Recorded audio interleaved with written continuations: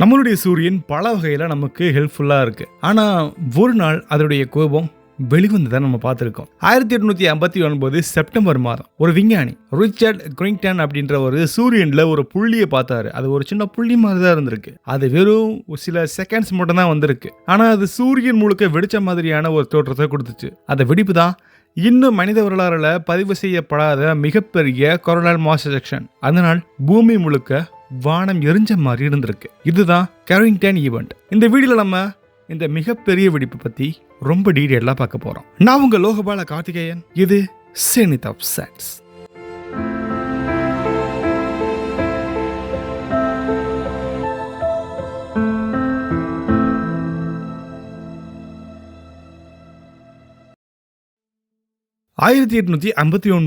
September மாதம் Richard கிரிங்டன் அப்படின்ற ஒரு விஞ்ஞானி அவருடைய டெலஸ்கோப்ல சூரியனை பார்த்திருக்கார். அவரு பார்க்கும்போது ஒரு சின்ன புள்ளி வந்திருக்கு. அது ஒரு சன்ஸ்பாட், ஒரு பிரம்மாண்டமான கரும்புள்ளி மாதிரி. ஆனா சில நொடிகள்ல அந்த புள்ளி இருந்த இடமே தெரியாம மறைஞ்சு போச்சு. அந்த சின்ன புள்ளி நம்மளுடைய பூமியை தாக்கியிருக்கு. இந்த தாக்கத்தோட பேரு கேரிங்டன் ஈவெண்ட். நம்மளுடைய சூரியன் பார்க்கிறதுக்கு ஒரு சின்ன தீப்பந்து மாதிரி இருந்தாலும் அது உண்மையிலேயே ஒரு மிகப்பெரிய மிஷன் மாதிரி. அதோடைய மையத்துல கோர் இருக்கு. அது ஹைட்ரஜன் அணுக்கள் மோதி ஹீலியமா மாறுது. ஒவ்வொரு நொடியும் 4.26 மில்லியன் டன் மேட்டர் எனர்ஜியா மாத்துது. சூரியனுடைய மேற்பரப்பு போட்டோஸ்பியர். அதுக்கு மேல இருக்கக்கூடிய கொரோனா தான் இந்த கதையோடைய மிகப்பெரிய ஹீரோ. அது ஒரு ஃபயர் ஓஷன் மாதிரி, அதாவது ரொம்ப அதிகமா எரிஞ்சிட்டு இருக்கக்கூடிய தீ மாதிரி. அதுல நடக்கிறதா சிஎம்இன்னு சொல்லக்கூடிய கொரோனல் மாஸ் எஜெக்ஷன். சூரியனுடைய மின்காந்த அலைகள், இது நம்ம மேக்னெட்டிக் ஃபீல்ட் லைன்ஸ் சொல்லுவோம். இது சின்ன டென்ஷன் எடுத்தாலுமே ஸ்னாப் ஆகும். அந்த நொடியில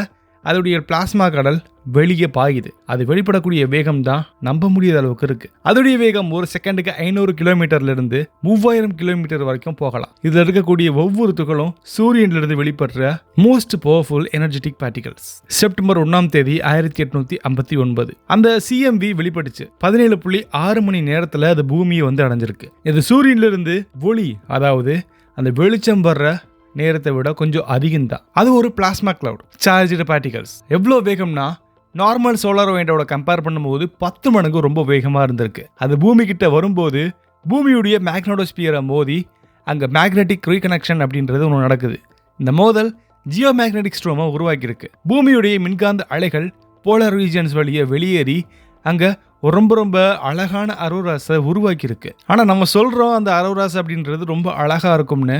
ஆனால் அந்த காலகட்டத்தில் அது அழகாவே தெரியல. கியூபா வர வானம் ரொம்ப சிவப்பா மின்னிருக்கு. மெக்சிகோ வர பச்சை நிறத்துல வானம் தெரிஞ்சிருக்கு. லண்டன் மக்கள் வானம் ஏதோ எரிகிற மாதிரி நினைச்சிருக்காங்க. அந்த வெடிப்பு அளவில்லாத எனர்ஜியை வெளிப்படுத்திருக்கு. பூமியுடைய மேக்னெட்டிக் ஃபீல்டை ஒரு நொடியில 2 இருக்கு. அதோடைய மதிப்பு ரொம்ப ரொம்ப அதிகம். இந்த மாடர்ன் ஸ்பேஸ் வெதர் ரெக்கார்ட்லயே டாப் எக்ஸ்ட்ரீம் ஈவெண்ட்னா இதுதான். நம்மளுடைய பூமி ஒரு பாதுகாப்பு வட்டத்துல தான் இருக்கு. அது நம்மளையும் நம்ம யூஸ் பண்ணிட்டு இருக்கக்கூடிய இந்த சேட்டலைட்டையும் ரொம்ப அழகா பாதுகாப்பா வச்சிருக்கு. ஆனா அந்த எரிங்டன் ஈவெண்ட் மாதிரியான ஒரு வெடிப்பு நடந்துச்சுன்னா எல்லாமே சுக்குநூறாயிரும். சிஎம்இ பூமிக்குள்ள நுழையும் போது அது மேக்னடோஸ்பியரை அன்லாக் பண்ணிடும்.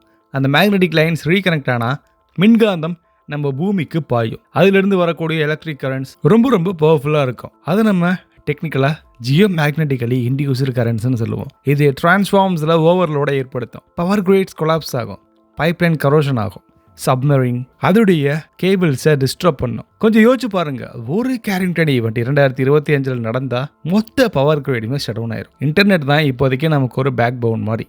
ஆனால் அது அழிஞ்சே போயிடும். சேட்டலைட் டிசபிள் ஆயிரும். ஜிபிஎஸ் சிஸ்டம் ஒரு குருடுத்தன்மையாக இருக்கும். ஏர்கிராஃப்ட் நேவிகேஷன் கண்டிப்பாக ஃபெயில் ஆகும். ஸோ ஒட்டுமொத்தமாக நம்மளுடைய சிவிலைஸ்டு வேர்ல்டு ஒரு நாளில் ஒரு இருளில் விழுந்த மாதிரி இருக்கும். 1859 நடந்த ஒரு காஸ்மிக் லெவல் எக்ஸ்ப்ளோஷன் ஒரு 10 பில்லியன் ஹைட்ரஜன் பாம் ஒன்று சேர்த்தா அதோடைய எனர்ஜி எவ்வளோ இருக்கும்? அதுக்கு நிகரான எனர்ஜி வெளிவந்திருக்கு. அதாவது ஒரே டயத்தில் 1 பில்லியன் ஹிரோஷிமா அணுகுண்டு வெடிச்சா எப்படி இருக்கும்? அது சக்திக்கு நிகரான எனர்ஜியை வெளிப்படுத்தியிருக்கு. நாசாவோட ஸ்டீரியோ அப்படின்ற ஒரு ஸ்பேஸ் கிராஃப்ட் 2012 ஜூலை 23 ஒன்று பதிவு பண்ணுச்சு. அது ஒரு சிஎம்இ எர்த்தோட டைரக்ஷனில் இல்லாமல் இருந்தாலும் வீனஸுடைய ஆர்பிட் வழியா அதோடைய எனர்ஜி வெளியே வரும்னு நம்ம தெரிஞ்சுக்கிட்டோம். அதோடைய வேகம் சுமார் ஒரு செகண்டுக்கு 2250 கிலோமீட்டர். அந்த சிஎம்இ நம்ம ஆர்பிட்டை 9 நாட்களுக்கு முன்னே கடந்திருந்தா அது பூமியை டைரக்டாக இம்பேக்ட் ஆகியிருக்கும். அதுவும் கேரிங்டனுக்கு சமமான அளவு அதில் இருக்கலாம். அந்த நாளில் மேக்னடோஸ்பியர் ஓப்பனாக இருந்துச்சுன்னா எப்பயும் போல் பவர் கிரிட் ஷட் டவுன் ஆயிரும். ட்ரில்லியன்ஸ் ஆஃப் அமௌண்ட் நம்மளுடைய மிகப்பெரிய லாஸாக இருக்கும். நாசாவோட பார்க்கர் ப்ரோப்புடைய டீம் சொல்கிறது, இந்த மாதிரியான ஒரு மிகப்பெரிய ஈவெண்ட் இப்போ மாடர்ன் வேர்ல்டில் வந்துருந்துச்சுன்னா கண்டிப்பாக நம்ம $2 ட்ரில்லியன் அளவுக்கு மிகப்பெரிய லாஸை ஃபேஸ் பண்ணுவோம். சூரியனுக்கு ஒவ்வொரு 11 ஆண்டுகளுக்கும் ஒரு சைக்கிள்னு ஒன்று இருக்குது. அதை நம்ம சோலார் மேக்ஸிமம், சோலார் மினிமம் அப்படின்னு 2 வகையாக நம்ம பிரிக்கலாம். இந்த சோலார் மேக்ஸிமம் காலத்தில் சன்ஸ்பாட், CMEs மாதிரியான எக்கச்சக்கமான ஈவெண்ட்ஸ் அதிகமாக நடக்கும். இப்போ நம்ம 25வது சைக்கிளில் இருக்கும். 2020க்கும் 2031க்கும் நடுவில் 2024 26லையும் ஒரு பீக் இருந்திருக்கு. அதாவது இன்னும் சில வருடங்களில் அடுத்த மிகப்பெரிய CMB வர வாய்ப்பு அதிகமாக இருக்குது. நாசாவோட Parker solar probe, European space ஏஜென்சியோடைய சோலார் ஆர்பிட்டர் இப்போ கொரோனாவுக்குள்ளே போய் CMEயோடைய பர்த் ப்ராசஸை ரியல் டைமாக ரெக்கார்ட் பண்ணிகிட்டே இருக்காங்க. அதிலிருந்து வரக்கூடிய சில முக்கியமான ப்ரெடிக்ஷன்,